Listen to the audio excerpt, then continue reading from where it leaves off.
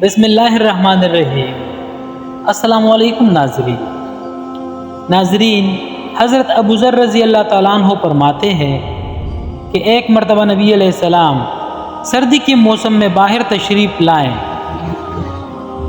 اور پتے درختوں پر سے گر رہے تھے۔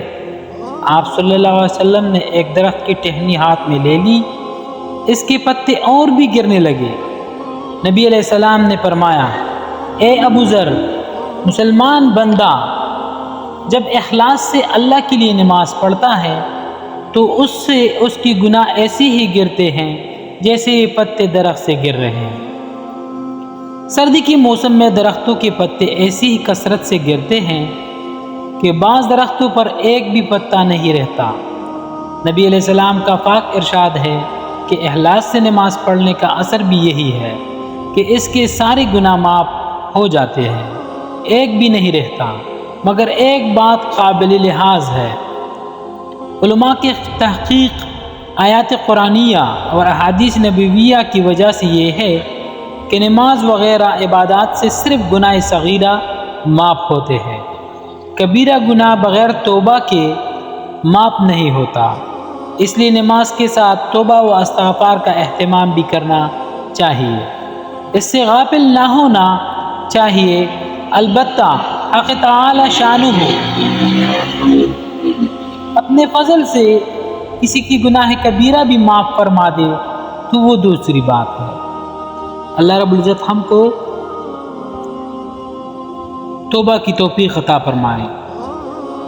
ابو عثمان کہتے ہیں کہ میں حضرت سلیمان رضی اللہ عنہ کے ساتھ ایک درخت کے نیچے تھا، انہوں نے اس درخت کی ایک خشک ٹہنی پکڑ کر اس کو حرکت دی جس سے اس کے پتے گر گئے۔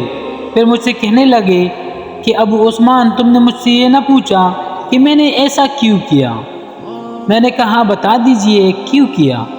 انہوں نے کہا کہ میں ایک دفعہ نبی علیہ السلام کے ساتھ ایک درخت کے نیچے تھا، نبی علیہ السلام نے بھی درخت کی ایک خشک ٹہنی پکڑ کر اسی طرح کیا تھا جس سے اس ٹہنی کے پتے جڑ گئے تھے۔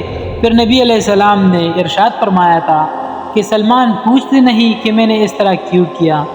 میں نے عرض کیا کہ بتا دیجئے کہ آپ نے ایسا کیوں کیا؟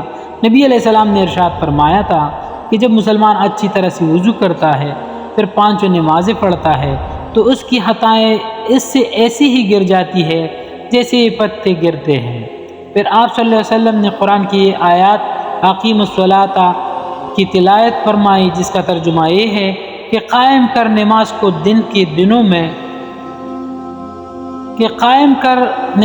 دن کے دونوں سروں میں اور رات کے کچھ حصوں میں، بے شک نیکیاں دور کر دیتی ہے گناہوں کو، یہ نصیحت ہے نصیحت ماننے والوں کے لیے۔ اللہ رب العزت ہم کو عمل کرنے کی توفیق عطا فرمائے۔ 5 وقت نماز کے اہتمام کر لیا کریں، یہ نماز ہی ہے جو جہنم کی آگ سے بچا سکتی ہے، اور اللہ کے غصے کو ٹھنڈا کرنے کے لیے نماز سے بہترین ذریعہ اور کچھ نہیں ہے۔ نماز کا اہتمام کریں۔ شکریہ۔